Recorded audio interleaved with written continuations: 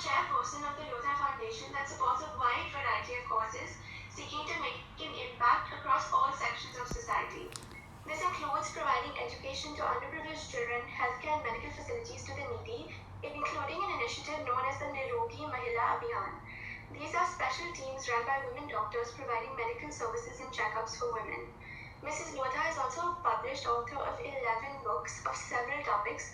One of her books, Paramveer, a War Diary, was presented to various personalities, including our Prime Minister Mr. Modi and Home Minister Mr. Amit Shah. Mrs. Lodha has received a number of awards, and the Times of India has recently published a book on her journey, All That I Am, at the hands of the Governor of Maharashtra. Mrs. Lodha, it's an honor to have you with us. Thank you. तो आप हमें आपके किताब के बारे में कुछ जानकारी दीजिए। This is my book Manju, that I am all that I am. Means मैं क्या हूँ, मेरी पूरी जीवन का जो भी मेरे जीवन का इतिहास है, मेरे जन्म से लेकर अभी तक का, वो इस किताब में लिखा हुआ है, जो कि मैं आपको 10 मिनट में नहीं बता सकती हूँ। लेकिन मैं तो आपको एक कविता के माध्यम से अपनी बात कहती हूँ कि बचपन से देखा करती थी एक ख्वाब, बुना करती थी एक स्वप्न जाल, कि बड़ी होकर मैं भी कुछ बनूंगी, अपनी एक अलग पहचान बनाऊंगी। पर क्या इतनी समझ न थी, उलझी उलझी सोच थी। गांव की नदी में अक्सर देखा करती थी चेहरा अपना, हवा के झोंकों की तरह लहरों पर बनता बिगड़ता प्रतिबिंब अपना। फिर लहरों की भांति मैं भी हिरनी सी छलांग लगा लेती, अपने बचपन को जीने लगती और गुल्ली डंडा खेलने में मगन हो जाती। धीरे धीरे बचपन विदा होता चला गया और न जाने उम्र कब युवा अवस्था की दहलीज पर आकर खड़ी हो गई। आंखों ने फिर देखने शुरू कर दिए कुछ हसीन सपने। काला कोट पहनकर मैं वकील बन जाऊं, अपनी दलीलों से सबको मात कर दूं, सच के लिए लड़ूं, असमर्थों का साथ दूं। पर कांच के बर्तन की तरह ये सपना भी टूट गया। छोटी सी उम्र में विवाह हो गया, नई जिम्मेदारियों का एहसास हो गया और बेफिक्री का जो आलम था वो संजीदा हो गया। उन जिम्मेदारियों को निभाते निभाते, बच्चों को बड़ा करते करते आंखें उन्हीं के लिए सपने देखने लगी और एक दिन बच्चे भी बड़े हो गए, उनका एक नया आसमान बन गया। फिर मन ने सोचा कि चलो अब अपने सपनों को पूरा किया जाए, अपनी अभिलाषाओं को पूरा किया जाए। कभी भी कोई देरी नहीं होती है, वक्त तो वही है जब जहाँ से हम अपनी नया सफ़र शुरू कर सकते हैं, वही हमारे लिए नया जीवन है। क्योंकि बच्चे और पति के नाम से तो खूब पहचानी जाती हूँ, लेकिन मैं चाहती हूँ कि लोग मुझे मेरे अपने नाम से जाने, मेरे काम से जाने। और फिर मेरा एक नया सफ़र शुरू हो गया। किताबें लिखना, मंच पर बोलना, ज़रूरतमंदों की सहायता करना, उदास चेहरों पर मुस्कुराहट लाना, समाज सेवा करना, लोढ़ा फाउंडेशन की स्थापना करना, देश के जो शहीद परिवार है, सैनिकों के जो सैनिक जो हो गए हैं, उनके परिवारों के लिए कुछ करना, ईश्वर के प्रति भक्ति करना, स्कूल बनाकर ज्ञान की सेवा करना और महिलाओं के स्वावलंबन के लिए कुछ करना, महिलाओं के स्वास्थ्य के लिए, बच्चों के स्वास्थ्य के लिए मेडिकल वैन बनाकर शुरू की, मेडिकल लाइब्रेरी वैन बनाकर शुरू की, लोगों के डोर स्टेप तक मैं लिटरेचर को पहुंचाने लगी। और इस तरह से अनगिनत कार्य लोढ़ा फाउंडेशन के माध्यम से मैंने शुरू किए और इसके बदले में मुझे मिला भी उपहार, और टाइम्स ऑफ इंडिया ने मेरे कामों को लेकर एक कॉफ़ी टेबल बुक भी बनाई। तो सखियों, सच कहती हूँ, ये नया सफ़र जो है ना, बहुत अच्छा है, जहाँ अपने लिए समय है, दूसरों के लिए समय है, देश, परिवार और समाज के लिए जीने का मज़ा ही कुछ अलग होता है, जीने का मज़ा ही कुछ अलग होता है। तो ये मेरी पूरी लाइफ स्टोरी समझिए, आपको इस कविता के माध्यम से मैं आपके समक्ष मैंने प्रस्तुत कर दी, क्योंकि 10 मिनट में मैं नहीं बता सकती हूँ कि जीवन में किस तरह से शुरुआत की।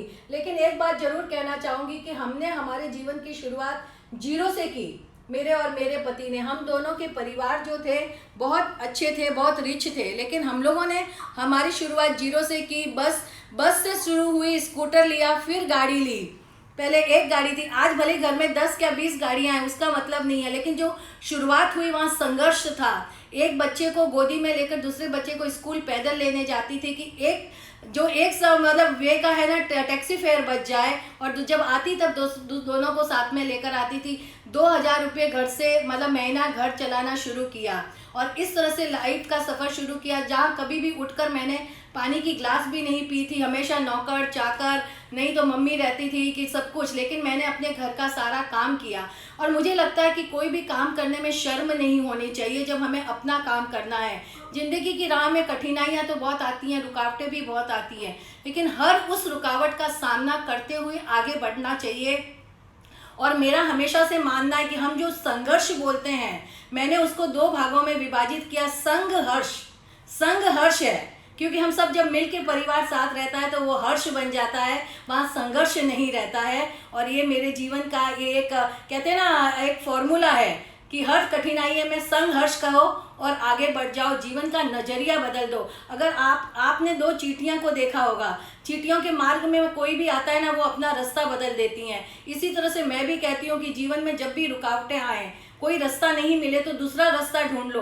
कई बार हम हाईवे पे जाते हैं और कहीं पर लॉक होता है कि यहाँ से रास्ता आगे नहीं जा सकता है, तब हमारा जीवन का अंत वहाँ नहीं होता है। हम फिर गाड़ी को टर्न करते हैं और दूसरा नया रास्ता ढूंढते हैं और हम अपना आगे बढ़ते हैं और अपनी मंजिल तक पहुँच ही दम लेते हैं। इसी तरह से, और जब 2 चींटियाँ मिलती हैं तो आपस में रुकती हैं और एक दूसरे से बातें करती हैं। तो वही मैं जीवन में क्या, हम आप कितने भी बड़े हो, क्या हो, कहीं भी जाओ तो ये मत सोचो कि सामने वाला आकर आपसे बात करेगा। आप सामने जाकर बात करो उससे, क्योंकि आपस में जो प्रेम है वही समाज है। जहाँ समाज एक दूसरे के लिए सद्भावनाएं होती हैं वही समाज है। और इसी तरह से हमें समाज को आगे बढ़ाना चाहिए। और आज महिला अंतर्राष्ट्रीय दिवस जैसे हम मना रहे हैं, मेरा मानना है कि 365 दिन ही महिलाओं के होते हैं। और महिला सशक्तिकरण का सही मायना यह है कि जब आप खुद आगे बढ़िए, लेकिन आप सबको साथ में लेकर आगे बढ़िए। अकेला आदमी कुछ नहीं कर सकता। आप तो बढ़ो, लेकिन सबको जब आप साथ लेकर बढ़ोगे ना तो उसका मजा ही कुछ अलग है, वो जीने का मजा ही कुछ अलग होता है।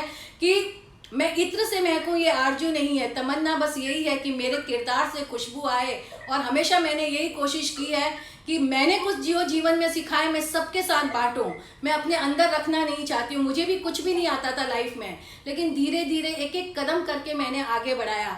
और एक बात कहती हूँ कि मैंने कभी किसी और से प्रतियोगिता नहीं की। मेरी प्रतियोगिता अपने आप से थी कि खूब से खूब बेहतर बनाते जाओ। खुद को चैलेंज दो कि आज ये किया है तो कल तुम क्या करोगी। हम दूसरों की थाली में नहीं देखना है कि उसमें कितना है, मुझे मेरी थाली देखनी और मेरी थाली को ही बेहतर बनाना है। तो मैं हमेशा अपने आप को चैलेंज करती रही, इसलिए मुझे कभी भी किसी से कोई ईर्ष्या नहीं हुई, कोई जलन नहीं हुई। मैंने अपने आप को बनाने की कोशिश की और मैं आगे बढ़ती गई। और जब भी आगे बढ़ी, मैं सबको लेकर, मेरा हमेशा मोटो है कि सबको, और मैं सबको भी यही कहना चाहती हूँ कि आपके जीवन में भी अगर आप आगे बढ़ते हो तो सबको साथ लेकर चलो।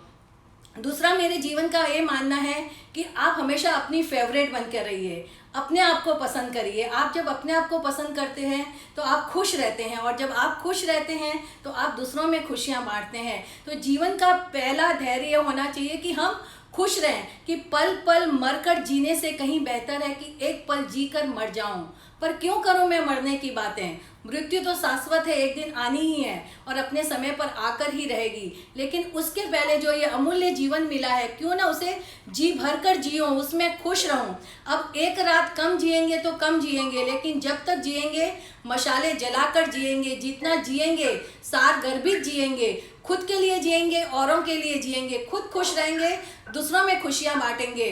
और जो ये खुशी है ना, बाहर से नहीं आती है, ये अंतर मन से फूटती है। जीवन का एक मूल मंत्र यही होना चाहिए कि जियो और जीने दो, खुश रहो, खुशियां बांटो और जीवन के पल पल को जियो और इसी तरह से अपने जीवन को सजाओ। ये मैं हमेशा सबसे यही कहती हूँ, क्योंकि अक्सर हम लोग या तो हिस्ट्री देखते हैं या मिस्ट्री देखते हैं, लेकिन जो वर्तमान है उसमें जीना चाहिए, क्योंकि वर्तमान ही सही मायनों में हमारा जो पल है वो वर्तमान ही है। तो बस वर्तमान को जियो, दूसरा और कुछ भी मत देखो। और दूसरा, मैं हमेशा सबको कहती हूँ, dress well, address well and dash well, ये तीनों चीज़ें अपने जीवन में रखो, क्योंकि आपको अच्छे से तैयार होना बहुत ज़रूरी है। जीवन में प्रेजेंटेबल होना चाहिए कि आप जब किसी के सामने जाते हो तो आपकी सीरत क्या है वो बाद में पता पड़ेगी, लेकिन आप कैसे दिखते हो वो व्यक्तित्व का प्रभाव एक पड़ता है। फिर आपकी वाणी आप जो बोलोगे उसका प्रभाव पड़ता है, फिर आपके मैटर का प्रभाव पड़ता है। इसलिए dress well, address well and dash well. और जीवन में और एप्रिशिएट योरसेल्फ, अपने आप की पीठ थपथपाओ। कोई आकर आपकी पीठ थपथपाए या नहीं, लेकिन अगर आपने कुछ अच्छा काम किया है तो खुद की पीठ थपथपा के बोलो वाह बहुत अच्छा किया है, उसी से अपने को खुशी मिलेगी और हम आगे बढ़ते जाएंगे।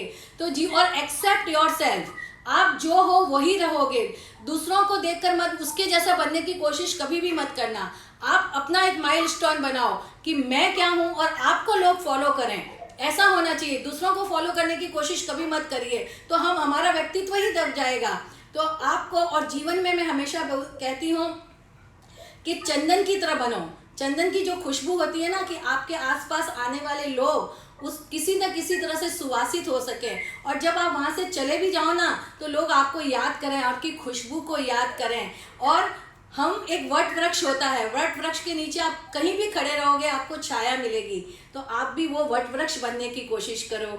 आपके हाथ ऐसे होने चाहिए कि किसी को स्पर्श करें तो उसके दुखी मन को सांत्वना मिल सके। आपकी आंखों में करुणा होनी चाहिए कि उस करुणा से जो सामने वाला हृदय है वो आनंदित हो उठे।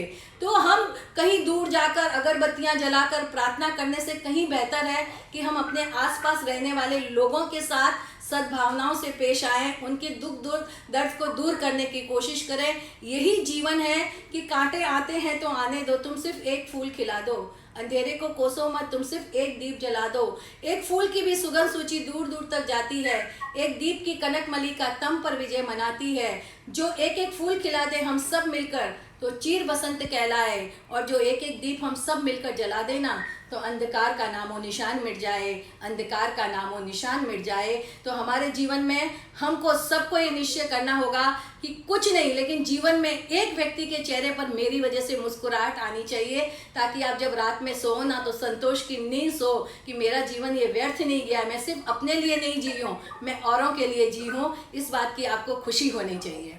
आपका अगला सवाल हो तो कुछ पूछिए। हाँ मैम जी, हाँ जी बोलिए। अपने